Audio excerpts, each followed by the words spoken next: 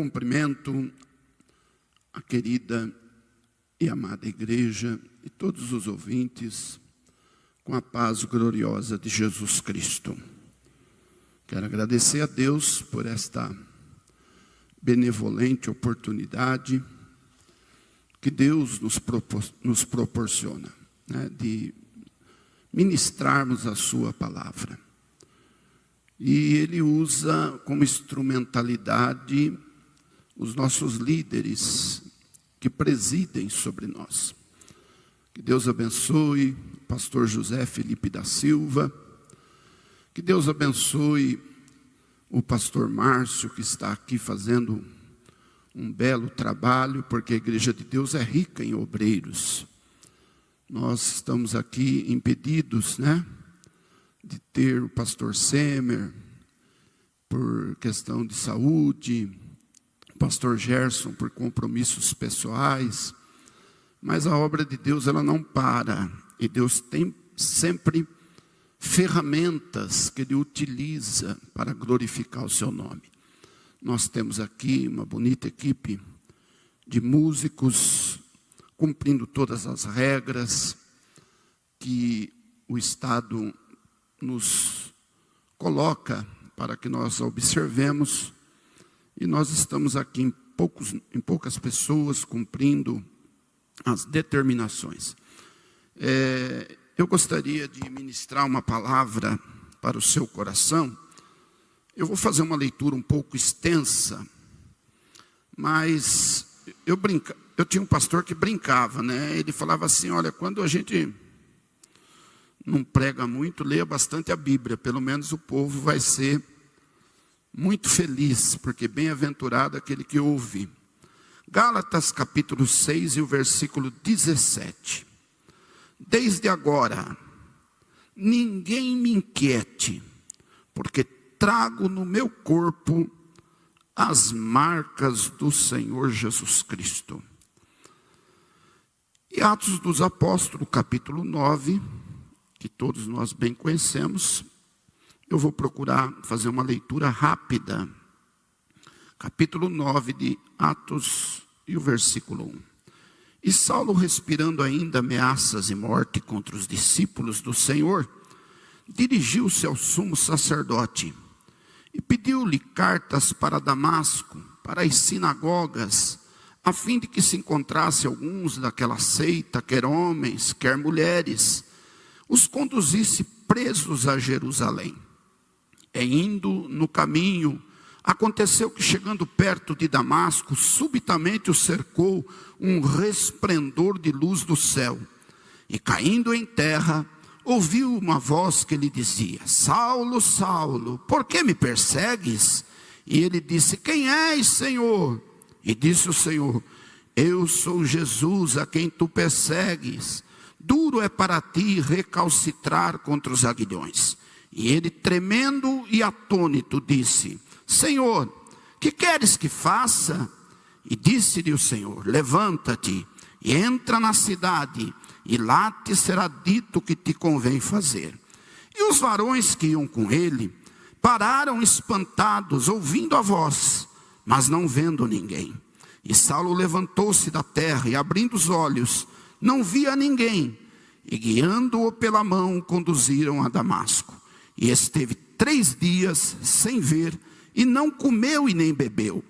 E havia em Damasco certo discípulo chamado Ananias, e disse-lhe o Senhor em visão: Ananias. E ele respondeu: eis-me aqui, Senhor. E disse-lhe o Senhor: levanta-te e vai à rua chamada direita, e pergunta em casa de Judas por um homem de Tarso chamado Saulo, pois eis que ele está orando.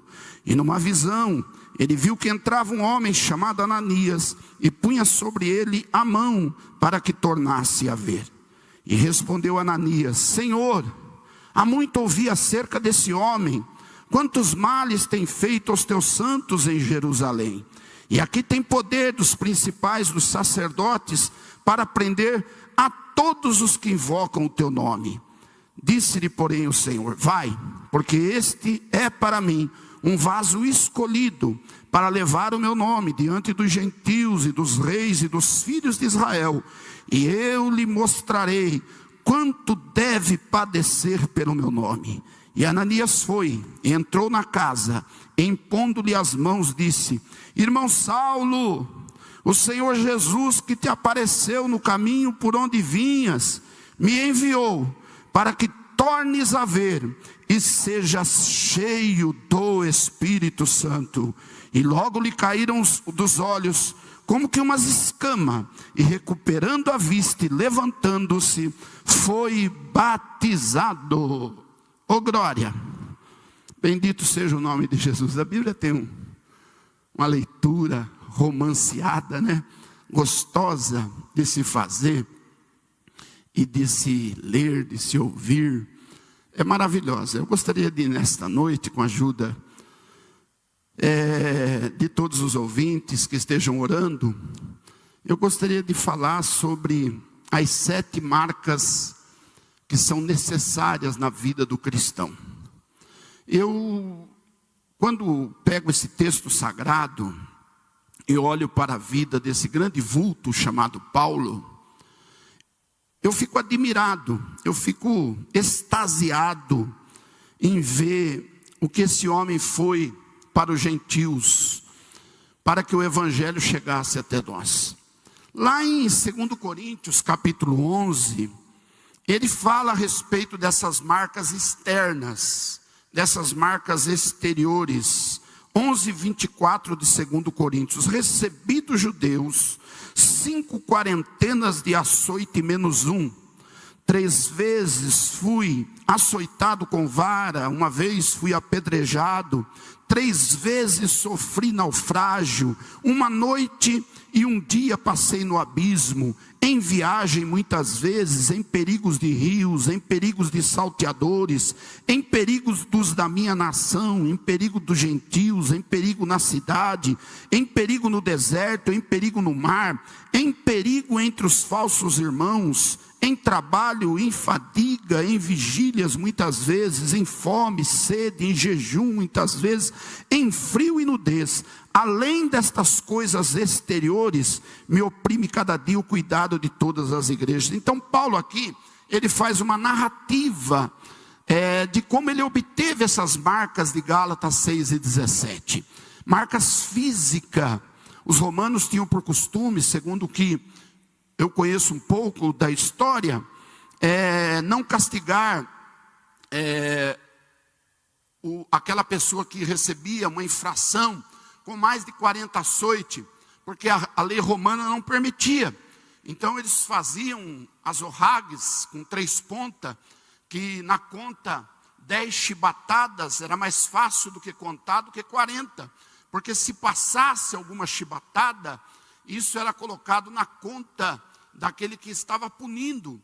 Então o que eles faziam? Eles davam 10 chibatadas, 30, com mais 3, 39. Paulo 3 vezes ele foi açoitado dessa maneira. Isso dá 195 chibatadas. Imagine as marcas que ele tinha no seu físico. Então, quando eu olho para as escrituras sagradas, eu sei que isso é impossível. No século 21, nós vemos pessoas que esperavam o Messias. Ele cria naquilo que a Bíblia falava sobre o Messias, que o Messias iria vir. Como todo bom judeu, que não era saduceu, incrédulo, acreditava na vinda do Messias. E agora o Messias estava ali.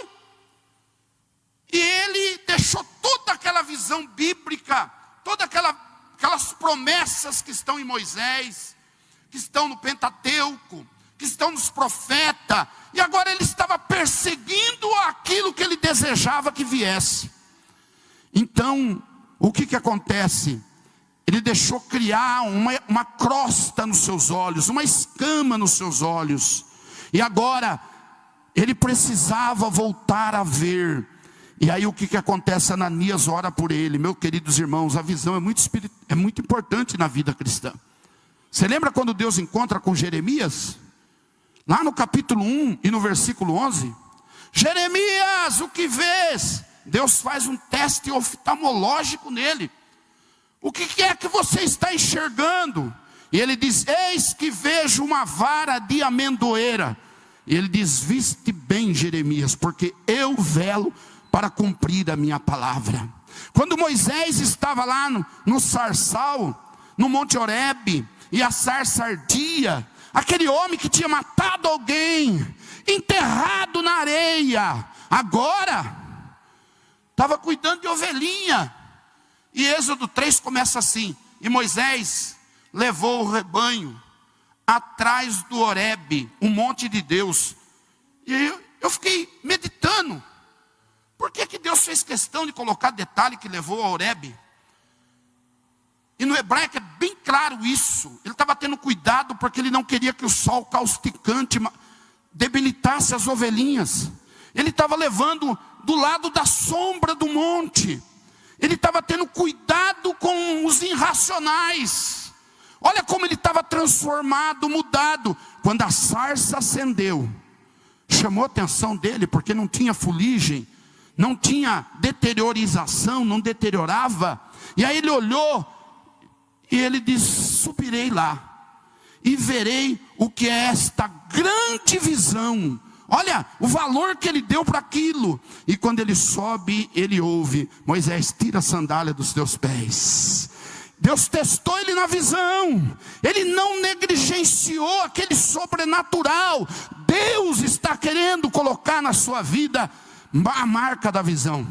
Eu me recordo naqueles tempos em que os pastores, os líderes, os crentes que consagravam tinham visão. Nesse texto de Atos dos Apóstolos, Paulo tem 4 visões. Uma é aqui, a visão do encontro com Deus. A segunda, onde está, pastor Natanael? Está no capítulo 16, no versículo 9. Aparece para ele um varão da Macedônia e diz: passa a Macedônia e ajuda. Olha que homem que era dirigido, orientado pela visão. A terceira está no capítulo 19, o versículo 9. Ele estava em Éfeso, pregando, aleluia. E quando ele pregava, aleluia, ele teve uma visão do Senhor Jesus que disse: Paulo, não temas, eis que eu tenho muito povo nessa cidade. Fale a minha palavra, louvado seja o nome de Jesus. E a quarta, quando ele estava lá em Atos dos Apóstolos 27, no naufrágio, quando o navio estava para afundar, todo mundo aterrorizado, atemorizado, o que acontece? Acontece que ele tem uma visão, e o anjo do Senhor aparece para ele e diz: Paulo, não tema, todos quantos estão aqui no navio, eu tenho dado a vida para você, não vai perecer não, morre ninguém. Aleluia, como é importante. Por que nós acreditamos no derramamento do Espírito Santo? Pastor Márcio, Atos, Joel 3:28, e nos últimos dias derramarei do meu Espírito. Mas o 28 a gente não acredita. E os velhos terão sonhos, e os mancebos, os jovens terão visões. Deus, Ele quer dar a marca da visão para a sua igreja. E por último, a marca de poder. A marca de poder, para que seja cheio do Espírito Santo. O reino de Deus não adianta, meu querido. Reserva não funciona. Reserva, você vai viver aquela vida de saudosismo. Fazia, era bom, agora não é mais. E não, o segredo não está no que acontecia, o segredo está no tanque.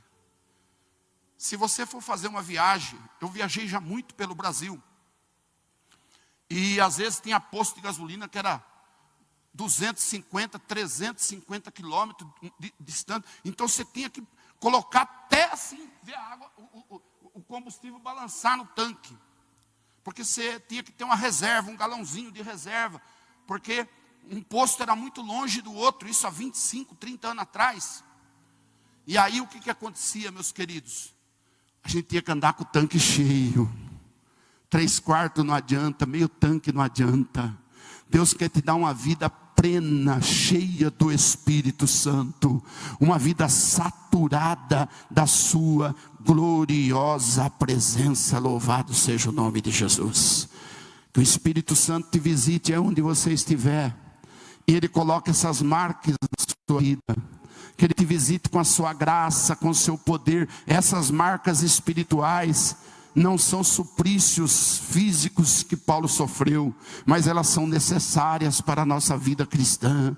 Aleluia, para nós termos uma vida melhor, mais frutífera no reino de Deus. Em nome de Jesus, você que está me ouvindo, aleluia, deixa o Espírito Santo te levantar para uma obra grande nesta última hora. Ouça a voz do Espírito Santo. Ele está chamando pessoas, querendo levantar pessoas desprovidas de preocupação com merchandising, aleluia, com status, com grandeza, mas eles querem, aleluia, que desejem ficar escondido atrás da cruz de Cristo, deixar Cristo aparecer e ter uma vida, aleluia, de comunhão com Deus Todo-Poderoso. Que o Espírito Santo continue falando poderosamente no seu coração, no meu coração. Eu desejo que você, aleluia, ouça a voz do Espírito Santo. Deus quer colocar essas marcas na sua vida, mas você precisa se submeter à vontade do Deus Todo-Poderoso. Que Deus abençoe a todos os ouvintes, que o Espírito Santo coloque proteção. Não é porque A ou B morreu que C e D precisa morrer. Lembre-se sempre, isso é uma palavra profética para a tua vida. Aleluia. Tiago e Pedro foram para a prisão. Tiago foi decapitado, mas Pedro livrou ele da prisão. Deus é Deus de livramento, e Ele pode livrar você e a sua família. Que Deus abençoe grandemente em nome de Jesus.